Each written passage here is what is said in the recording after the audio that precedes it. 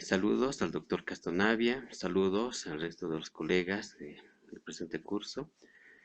Ahora, ahora continuando con las exposiciones, abordamos el tema de obtención del consentimiento informado. Como integrantes tenemos a la doctora Mira López, la doctora Cintia Magne, la doctora Maritza Macías, doctor Alejandro Magne y mi persona, el doctor Juan Imán. A modo de antecedentes, debemos mencionar acá el término dignidad, que hace referencia al respeto y la estima que todo ser humano se merece. Tiene una dignidad entendido también como el derecho humano, base de todo el ordenamiento y reconocida por todas las instituciones de los países. La dignidad se concreta en el respeto a los derechos personalísimos, como es el de recibir información para luego adoptar una determinada decisión. A modo de historia, el término consentimiento informado se la mencionó por primera vez ya por el año 1957 en el estado de California, a consecuencia de un pleito legal donde se dicta como sentencia la obligación que tiene el personal médico de obtener un consentimiento por parte del enfermo antes de que ésta pueda tomar alguna decisión. Ya 60 años después de este hecho, actualmente el consentimiento informado se constituye en un derecho de los pacientes y en un deber de los médicos y otros profesionales del área de la salud.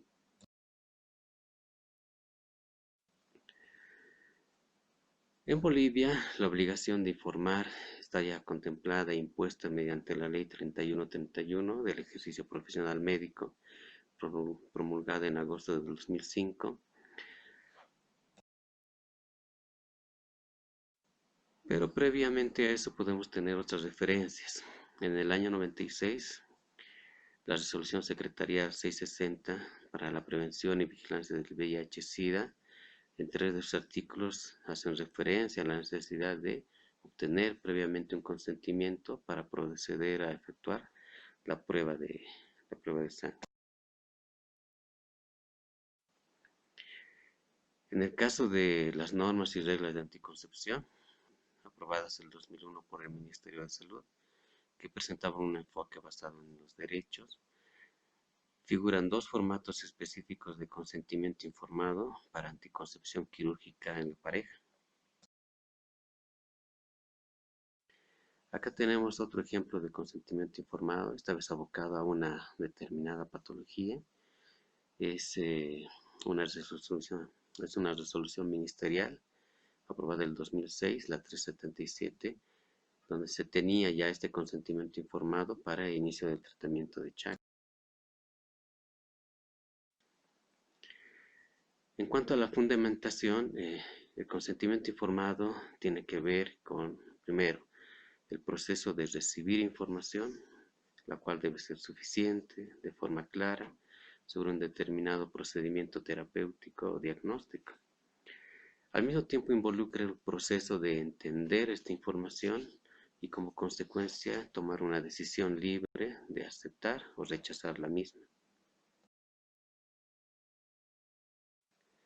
La no obtención de este consentimiento informado puede significar una lesión a los derechos personalísimos del paciente, pero no es la causa del daño, así como el consentimiento informado no va a legitimizar la aparición de una mala praxis. Y al margen de la responsabilidad individual que se tiene de informar, son los establecimientos de salud, especialmente los hospitales, el área administrativa, los que deben asegurar que la obtención de este consentimiento informado se cumpla en todos los casos que correspondan. El procedimiento de verificación de todo esto va a ser las auditorías internas.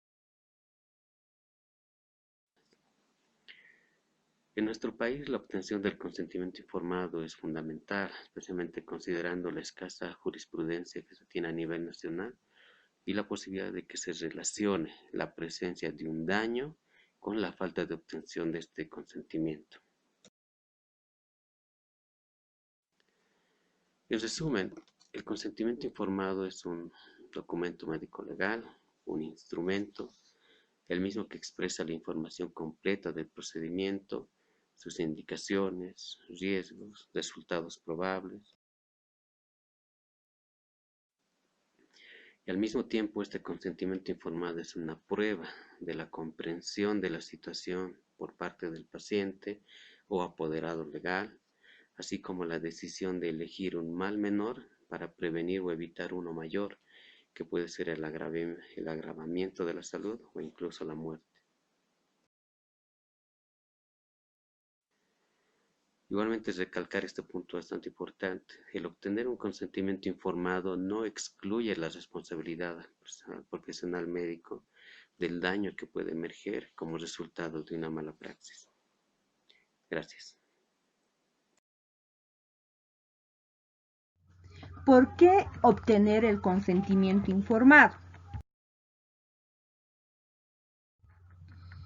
Es una oportunidad de acercamiento entre los actores, ya sea entre los familiares, el paciente y el personal médico.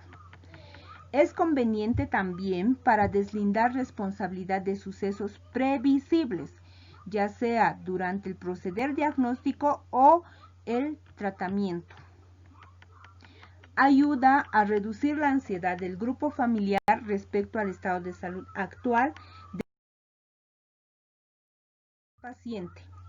Además que nos permite brindar una información al paciente y a la familia sobre el estado de salud, permitiendo resolver dudas e inseguridades que pueda existir dentro del grupo familiar del paciente o de personas allegadas al paciente o en algún caso de algún apoderado legal. Permite una mejor preparación emocional y clínica del paciente, ya que una vez que el paciente recibe toda la información necesaria, el paciente acepte o no el proceder diagnóstico o terapéutico, lo convierte en colaborador del personal de salud y para que todos esos procederes se lleve con éxito. Algunos aspectos prácticos a tomar en cuenta a la hora de realizar el consentimiento informado.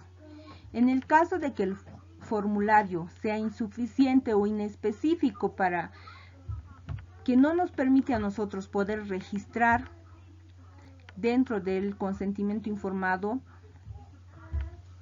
cosas muy importantes respecto a la salud del paciente, entonces lo podemos registrar en la historia clínica todo lo que nos falte. Esto debe estar respaldado por las firmas de los actores, del paciente, de los familiares.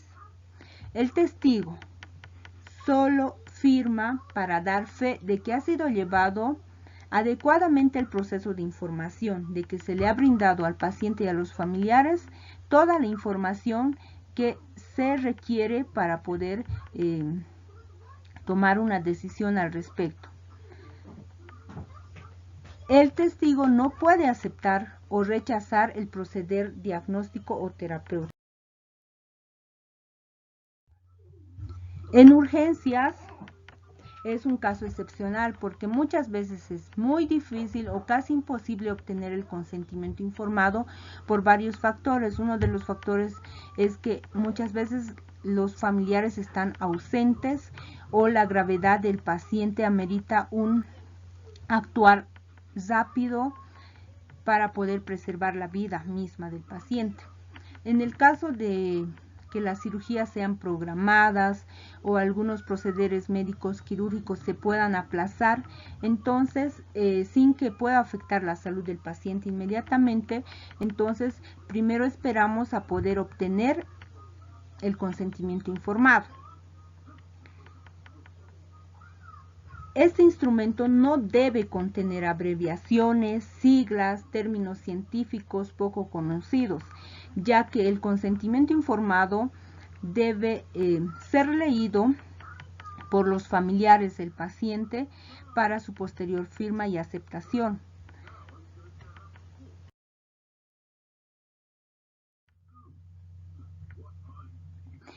En Bolivia, el consentimiento informado tiene un respaldo en la Ley 3131, donde en su artículo 10 del capítulo 4 indica que el consentimiento informado es un documento médico oficial. El Decreto Supremo 28562, que reglamenta la Ley 3131, indica que el consentimiento expreso se refiere también a la voluntad o decisión del paciente de rechazar el tratamiento u hospitalización indicados por el médico tratante, registrado en la historia clínica y debidamente respaldados por la firma del paciente o de su familiar o, en su caso, del responsable legal. También en la ley se dispone que el llenado de este instrumento es responsabilidad del médico, cuando él es el responsable del procedimiento de diagnóstico y tratamiento. Teniendo en cuenta lo anterior, podemos entender que el odontólogo, el auxiliar de enfermería u otro profesional de salud que es responsable de realizar algún proceder, también debe obtener el documento si el caso lo. El consentimiento informado se basa en el derecho que tienen los pacientes de poder conocer todo lo relacionado acerca de la enfermedad o de la condición o de su estado de salud actual para poder tomar libremente la decisión de continuar o no la propuesta diagnóstica o terapéutica del médico. Este derecho está amparado también por la Ley 3131, que además le da la facultad de reclamar y denunciar si considera que sus derechos humanos han sido vulnerados durante la atención médica. Es por eso que para el personal médico, personal de salud, es muy importante poder adquirir este documento, poder llenarlo adecuadamente, poder informar al paciente para que luego evitemos complicaciones médico-legales, evitemos estar sometidos a procesos muy difíciles. Es por eso que como médicos tenemos que darle la importancia que amerita el hecho de poder llenar adecuadamente el consentimiento informado. No es simplemente un documento más, es un documento muy importante de respaldo tanto para el médico como para el paciente.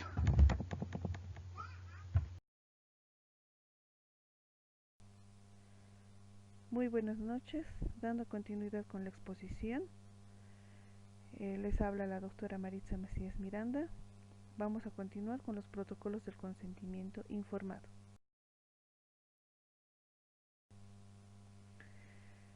Dentro de los protocolos de consentimiento informado tenemos que ver los niveles de atención. ¿En qué niveles de atención van a estar dados estos? En los 3 niveles de atención, en el primer nivel, segundo y tercer nivel. ¿Con qué? Con los protocolos de atención, un consentimiento informado para los diagnósticos, los cuales va a recibir el paciente, y el tratamiento, el cual va a recibir el paciente. ¿Estos por quiénes tienen que estar dados? Por todos los profesionales en salud, tanto como los técnicos en salud. Todo esto no está contemplado en la Ley 3131.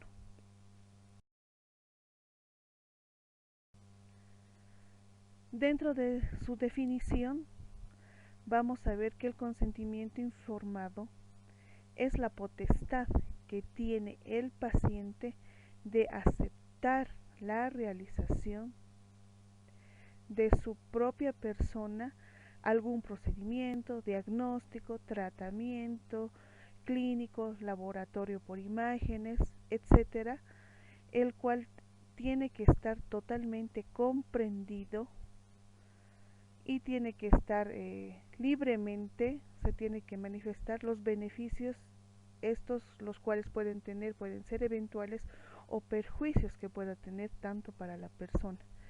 Esto tiene que estar dado previa información clara del personal de salud, la cual se va a realizar hacia el paciente en caso que el paciente no estuviese consciente, ya podrá ser a un familiar o algún tutor responsable de esta persona.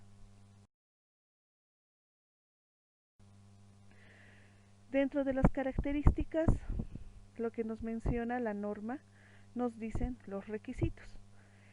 Tiene que haber 3, los principales: voluntariedad, información y comprensión. Dentro de la voluntariedad estamos hablando de que este tiene que ser voluntariamente.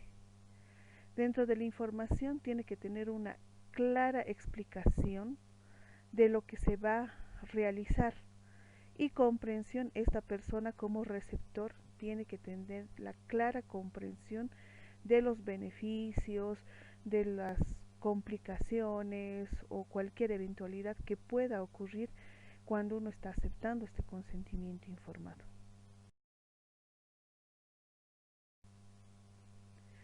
Ahora hablamos de los límites del consentimiento informado.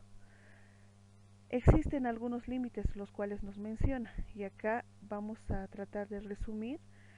Uno, nos menciona de que el paciente tiene derecho a no ser informado, o sea, no todas las personas pueden ser informadas. Si éste rechaza, éste tiene derecho a no ser informado. 2. En el caso de riesgo de salud pública, aquí sí se puede omitir este documento, o sea que puede haber la ausencia del documento.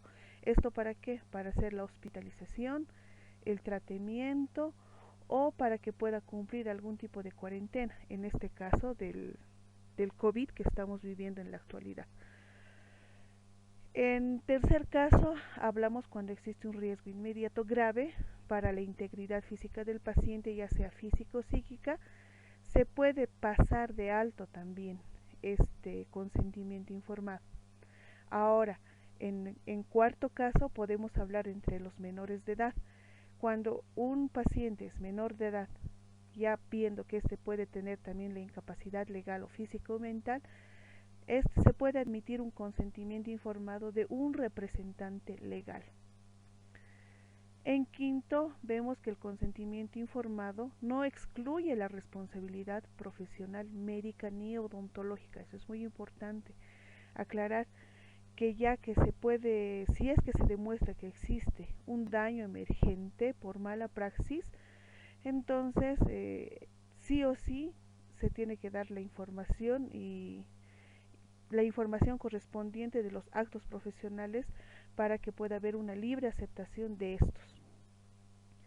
Y en sexto caso, aquí lo que nos menciona es que debido a que no existe un acuerdo respecto entre estos límites de información a proporcionar, ya que sean en sentido común, y la inteligencia práctica del médico o de un odontólogo, se puede producir un informe final elaborado para cada paciente en particular, ya si estos no son los mismos.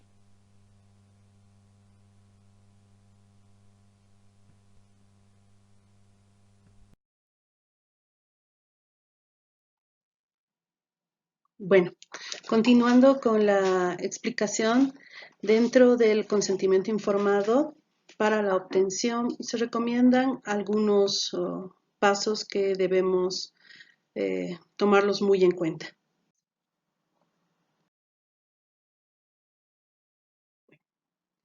Algo esencial es, antes de realizar la obtención del consentimiento informado, revisar la situación de él o la paciente, su diagnóstico y los procedimientos que se planea realizar. Es importante realizar una preparación como médico para poder brindar tanto al paciente y a sus familiares una explicación clara y principalmente en un dialéctico sencillo que el paciente y los familiares puedan entender. Bueno, vivimos en una población que tenemos un alto número de personas de habla aymara, inclusive absolutamente cerrado. Por eso es importante conocer el grado de entendimiento de la persona del idioma que nosotros utilizamos, en este caso castellano. Para esto se recomienda realizar una conversación previa para evaluar el grado de entendimiento. Muchas veces algunos pacientes nos indican, ¿no?, que sí entienden, pero tenemos que comprender nosotros que vamos a hablar respecto a temas médicos. Es importante conocer su grado de entendimiento.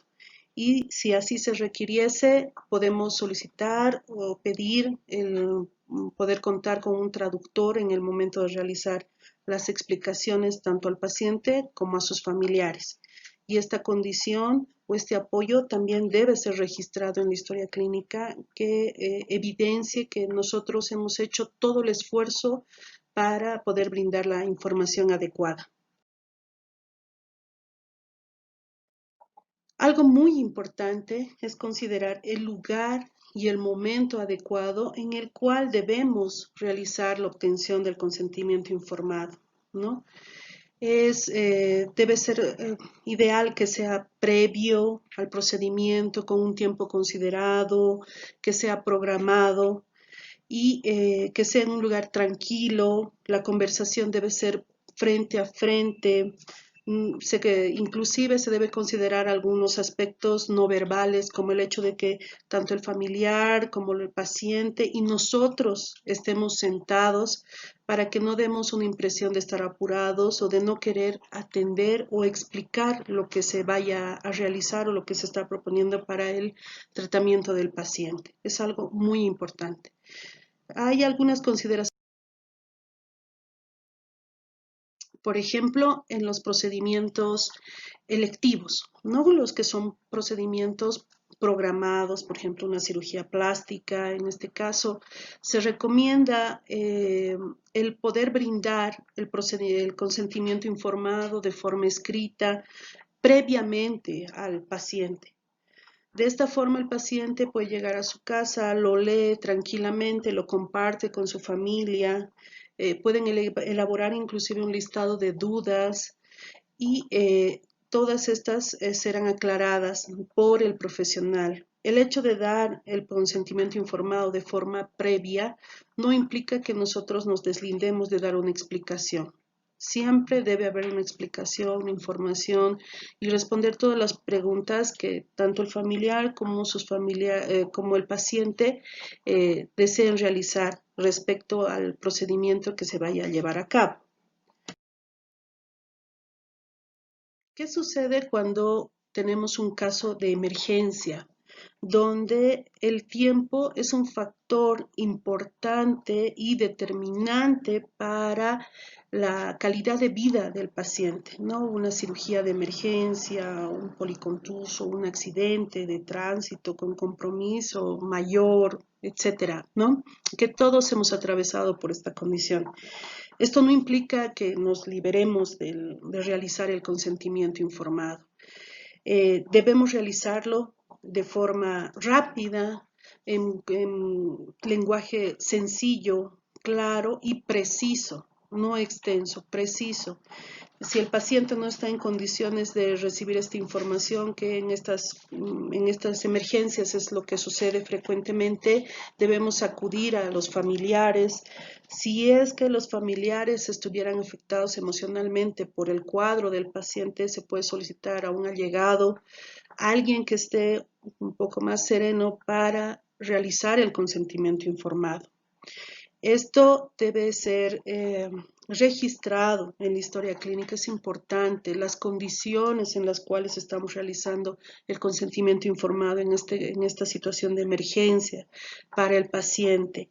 En caso de que el familiar estuviera demasiado afectado o no existiera familiares, el paciente estuviera inconsciente, se debe realizar el registro en la historia clínica de que se ha tratado de hacer todo para la obtención con familiares o del paciente el consentimiento informado, y si no se contara con esto, acudimos a un testigo que puede ser un personal de salud que certifique que nosotros hemos realizado todos los pasos y todos los esfuerzos para realizarlo de forma adecuada. Es importante después cumplir con algunos pasos obtenido el consentimiento informado, ¿no?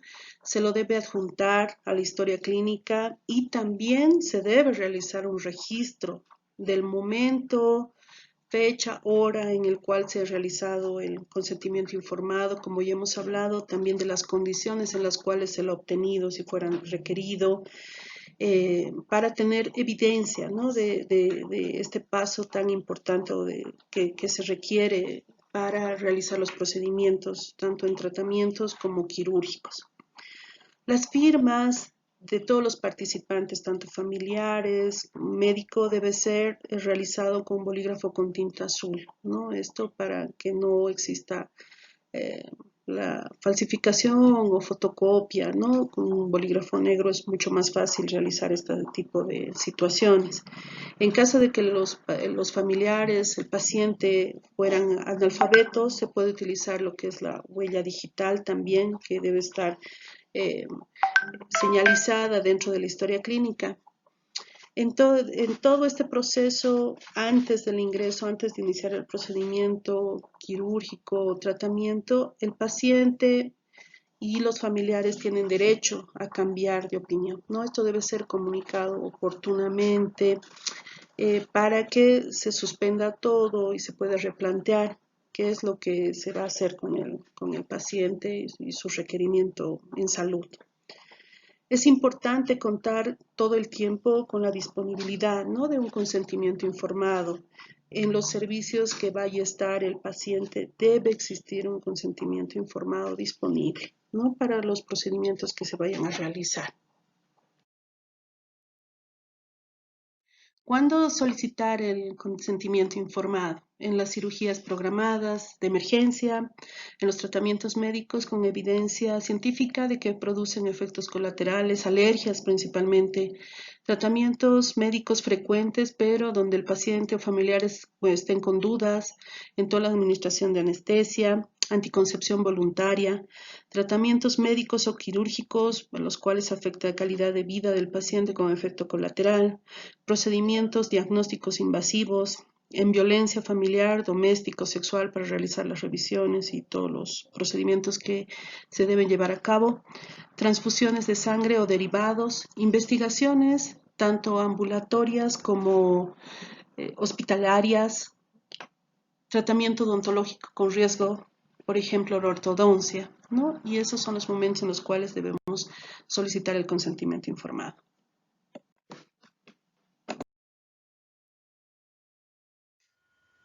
Bueno, buenas noches compañeros. Continuando con el tema de consentimiento informado, ahora nos toca ver los formatos de los que disponemos para el llenado correspondiente.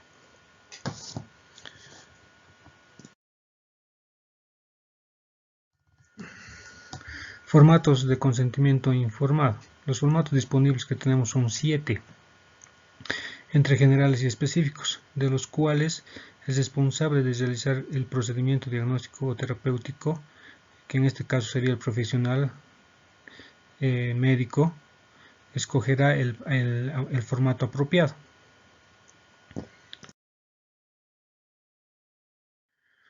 Entre los formatos de consentimiento informado con los que contamos son 7. El primero es la ficha básica de consentimiento informado.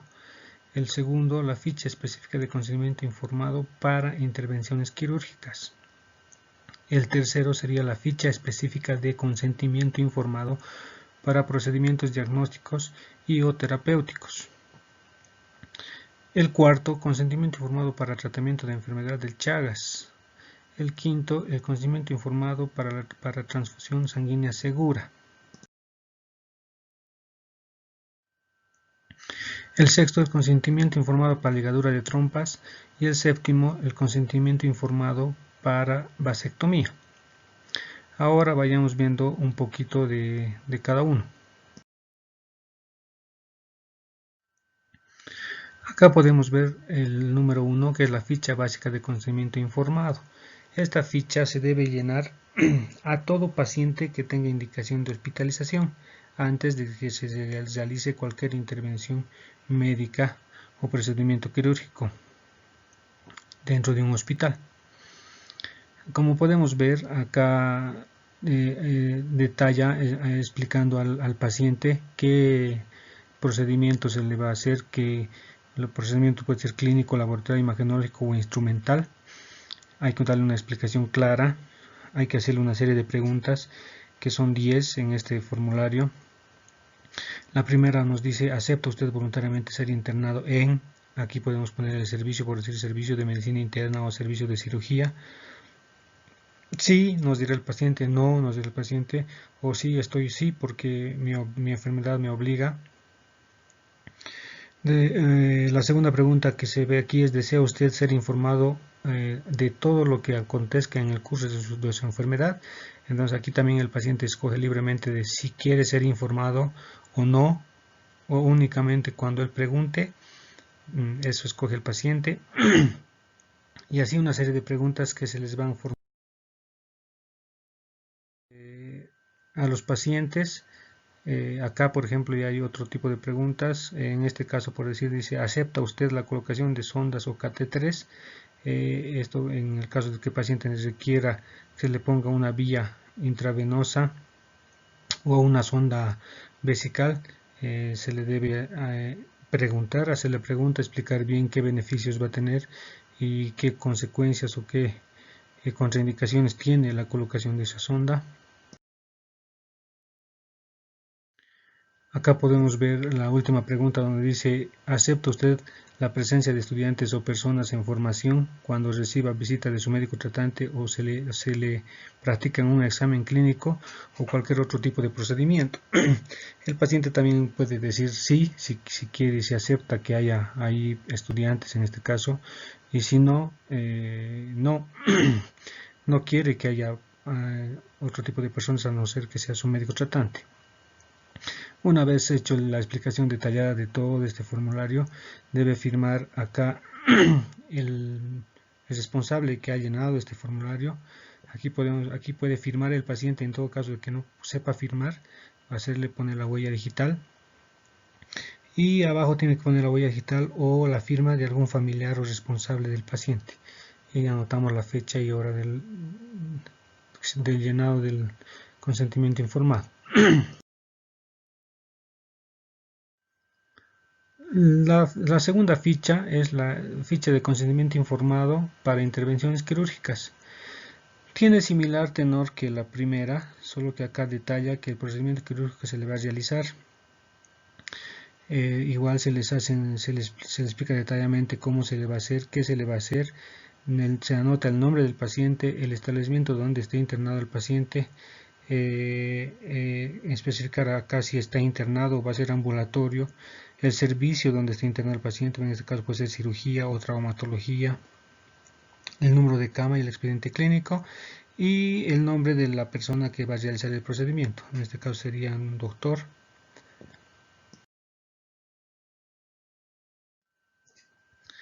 Acá podemos ver que dice explicación literal o gráfica en este espacio libre.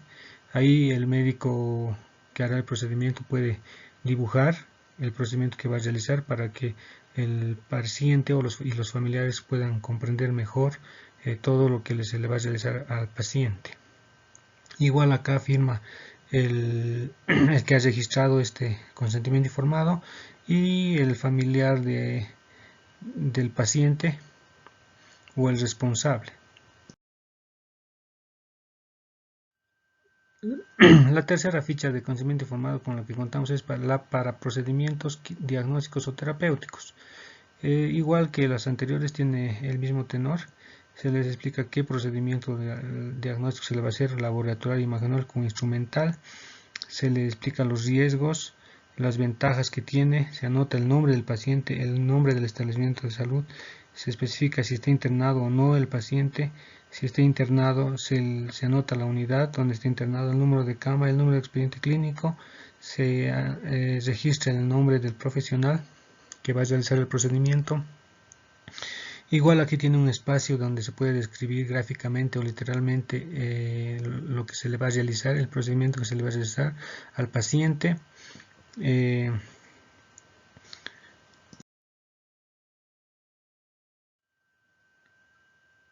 El cuarto formato con el que contamos es el consentimiento informado para el tratamiento de la enfermedad del Chagas. Este consentimiento informado está más pensado para menores de edad. donde se informa generalmente a los padres o al tutor del niño que está aportando esta enfermedad. Se le hace una explicación detallada de todos los riesgos que tiene esta enfermedad y el tratamiento que se le debe realizar. Entonces, se anota aquí el nombre del responsable, padre o tutor, el nombre del personal del que está siendo llenado de la ficha, la firma de ambos, el número de carnet de ambos y la fecha. Además, se le da un detalle de información sobre el tratamiento. En este caso, el tratamiento con benznidazol, qué es este medicamento, para qué sirve, cómo se realiza este tratamiento, qué concentración debe tomar el niño, qué riesgos tiene seguir este tratamiento y si hay tratamientos alternativos. Una vez detallado todo esto, el paciente está consciente de del tratamiento que va a recibir en este caso el paciente. El quinto formato de consentimiento informado es el para transfusión sanguínea segura. Igual acá se anota el hospital o la clínica que esté solicitando este paquete globular o de plasma, o el que estén solicitando. Se anota los datos del paciente, nombre, la edad, el diagnóstico, el servicio en que está internado, el número de cama, el nombre del médico que está solicitando la transfusión. Se registra en uno de estos cuadros el paquete que se está pidiendo, puede ser concentrado de glóbulos rojos, concentrado de plasma, plasma fresco congelado, etc. Se registra el nombre del paciente que autoriza recibir la transfusión sanguínea correspondiente solicitada por el doctor tantos. Aquí se anota el nombre del doctor que ha solicitado la transfusión. Abajo podemos ver que dice consentimiento del familiar responsable o tutor legal del paciente. Ahí anotamos el tutor o el responsable del paciente que esté presente. Puede ser un señor, no sé, anotamos el nombre, el número de carnet y que sí o no está autorizando la transfusión. En el caso de que el paciente no esté consciente o no haya familiares presentes con él, el médico es el responsable. Se anota el nombre del médico en la matrícula profesional y se procede a la autorización para que el paciente pueda recibir la transfusión.